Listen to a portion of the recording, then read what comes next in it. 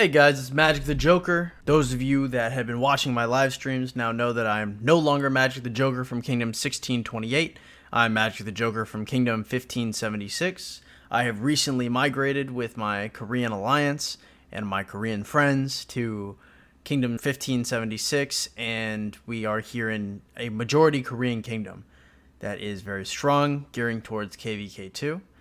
And this video is going to be on basically how I became a Korean R4 and my advice for anybody trying to join a Korean alliance. Just maybe overall information. So first, I'd like to preface it by saying I speak no Korean. Becoming leadership was not the easiest task with an alliance with majority people whose language I do not speak, whose culture I am not fully engrossed in. I'd like to start off saying that even though I don't speak Korean, it's not a huge problem generally. Most Koreans often speak English. They learn it in their education. You know, you're pixels on a screen that doesn't speak Korean, so their willingness to work with you or view of you as a whole is generally dampened by the fact that, you know, humans, we gather around familiar people. You know, Russians will join a Russian alliance, French people will join a French alliance, Americans want to join an English-speaking alliance. So it is not ridiculous to believe that they are less willing to talk to you because you don't speak Korean. In fact, it's sensible. Koreans respect skill, productivity, and knowledge. Okay? South Korea is, as many people know, the competitive gaming capital of the world, essentially. So if you can bring something to the table in terms of skill, productivity, or knowledge, they're much more willing to work with you. If you know tidbits about the game that you can teach them, of things they didn't know before that will help the alliance as a whole, they will respect that. You know, if you're very active, you're always in chat, you're joining rallies, they will respect that. You know, if you are dumping a bunch of money in, if you're a tier 5 player, they will respect that, okay? Koreans respect skill, productivity, and knowledge. Okay, if you're a free-to-play player that has no fucking idea how to play the game and you find yourself not able to join a Korean alliance, it's not rocket science why you're not in. If it was an American alliance, a French alliance, a German alliance, you wouldn't be in them either. It has nothing to do with the fact that they're Korean, but more the fact that you suck. Another thing is be active in Discord. You know, most alliances have a Discord at this point. As I said before, Koreans often speak English. You know, you can find a couple Koreans that are willing to talk to you, and you can hang out with them, play other games with them. You know, Koreans love League of Legends. Yeah, if you play League of Legends, it's an excellent segue. Just become friends with them, realistically. Become friends with them, show that you're useful, you know, by giving them information or helping them fight, joining rallies. Another thing is consider why you're trying to join. Okay? Are you trying to join because they're the strongest? You know, are you trying to join because they give you plenty of golden chests? Why are you trying to join? I'm going to check this text. You got a tight little man pussy on you, don't you? Oh, it stinks. Nice and good. So if you want to join because they're the strongest in the kingdom or because they're giving you plenty of gold chests, you're going to have to bring something to the table. Okay? If you're coming to take, you have to give.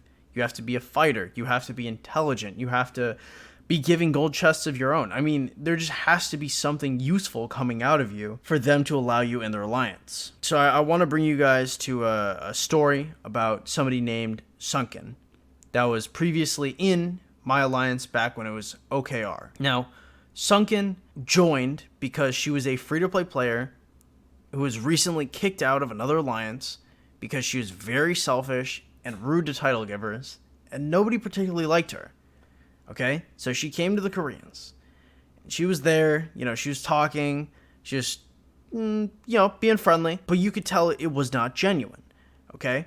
And Sunken never joined Discord and never made an attempt to talk realistically to any of the Koreans.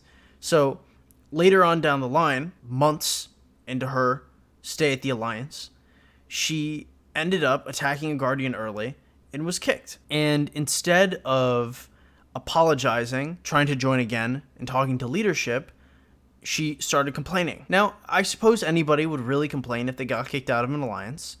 So this sin is not too great. So she started messaging me, and she told me to vouch for her and talk to the alliance leaders to try and get them in. This is before I was in R4. And she wanted forgiveness and to rejoin the alliance. But she was not willing to talk to leadership themselves for it. So I originally told her to talk to Chaco or to talk to Seong, which is two large pillars of leadership in our alliance. And she began messaging someone. Later on, maybe a day or two later, she messages me asking, could I talk to the leadership? And I said, well, didn't you already talk to the leadership? And she starts going through and talking about how they never responded to her. Now, I know this is impossible because they always respond. Even when I wasn't on the best of terms with the Koreans, they still responded to me because they're good people. It turns out she was messaging our strongest warrior, Sooyoung, instead of messaging Chaco, because she had never taken time out of her day to translate the Korean names and read them. Okay, I get it. You know, you want to just be able to read the names. You know, you can't read the Korean blocks. You can't sound them out. I understand. Okay, I am a incredible beginner at Korean. I learned the alphabet. I really know like 3 words. So I mean, I am fully aware that it is a pain to translate the Korean names to learn their names, but you can't just work off of profile pictures. Really, you have to show them the respect to learn their name. They learned your name. Why can't you learn theirs? So this person, obviously, was not let back into the alliance. But this person is probably going to harbor a grudge against Koreans, which is ridiculous because they never made an effort, ever, to really integrate themselves in. When joining, they gave a public announcement. You know, they snuck into the alliance and gave a public announcement on why they wanted to stay in the Korean alliance. And their rationale, I quote, was they liked K-drama and they liked Korean culture, so they wanted to be in the strongest alliance, giving the most gold chests every day because they liked Korean culture and K-dramas. Okay? So I know that's bullshit. She knew that was bullshit. And the Koreans, who all have working brains, knew that was bullshit. So obviously, she was not allowed back. It is important to note that everybody has a functioning brain. Everybody is conscious. Just because the Koreans speak less English than you do, or speak mostly Korean, does not mean that they don't have the same thoughts that you have, just in a different language. I'd like to relate this to like a kid stealing from a table in front of an adult. So then an adult leaves a piece of candy on the table. The kid takes it while the adult is looking. And the adult says, you know, to the child, did you take that candy? And the kid looks at him and says, no. The kid, for some reason, cannot recognize the intellectual difference or realistically that they're on the same plane of thought. The kid can't understand it because he's not self-aware enough to understand that just like his brain is working, just like he has thoughts, the other person also has thoughts. This is basically what happened to Sunken and what happens to a lot of people that are trying to join Korean alliances. Why should they allow somebody to the table that doesn't speak their language, doesn't take the time out of their day to be active, doesn't learn their names? You have to become their friends. When I first joined, was I cool with everybody? Of course not. It took time. You know, when I was talking to my leader, my girlfriend was at home yesterday and the day before last, and, you know, she said she wasn't feeling too good. And so, you know, I thought, you know, maybe she has beer disease and I have asthma. So I was very sad at the thought of her having the beer disease, because then we can't see each other. Because if she were to come and have beer disease, I would fucking die because I have asthma. Okay? So that's very sad for me. My leader, Chaco, said, hey, can I send you some snacks through the mail? You know, I feel your pain. Let me do this for you. Okay? He does this because he's my friend. But we didn't start out like, you can't just magic yourself into a Korean alliance. Magic yourself. But you can't just spontaneously make it happen. It takes effort, just like everything takes effort. Okay? These type of bonds aren't made often due to people really being xenophobic towards Koreans. Okay? You have to realize that just because they're not going to accept you with open arms doesn't mean that they're all evil. They just aren't Western.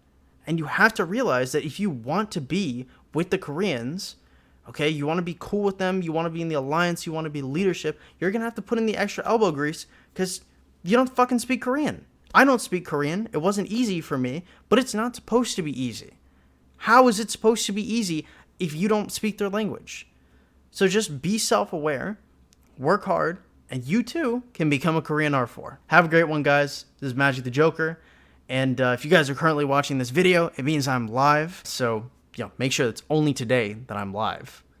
I get it. Some of y'all want to pitchfork me in the comments. But only today I'm live. Have a great one, guys. Bye.